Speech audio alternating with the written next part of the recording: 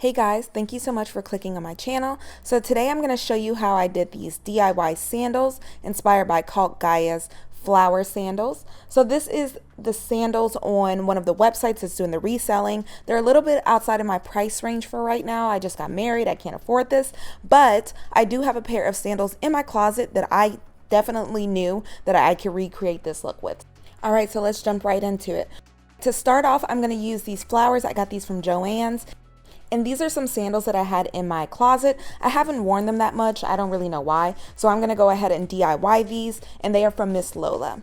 So to start off, I'm going to go ahead and start deconstructing these flowers, pulling off the base, pulling off each of the petals.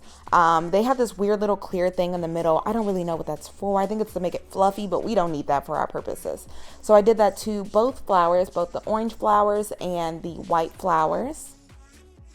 And once I got those petals off the base, what I did was cut each of the actual flower petals off of the center part that was keeping the flower petals together, just making them super individual. I don't know how else to explain that, but you see what's happening. I'm just cutting all the petals off. Alright, and now that I have my individual petals, I need to figure out how the heck I'm going to put these on the shoe. So what I did is I started by cutting up the center of all the petals, at least halfway. And then I was going to just kind of measure it and see how it worked from there. You'll also see that I'm tossing some of the petals. I basically just didn't use the super tiny ones, the ones that I didn't think would give me enough fluff on my shoe. But overall, I only used 2 of the roses. So really, it was pretty cheap.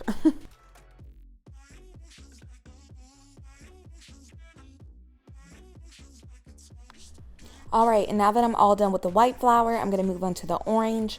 So luckily for me, this orange flower had a gradient between that nice vibrant burnt orange and that more light orange. So what I'm doing is I'm cutting the petals just like before, but I'm going to separate them based on their color.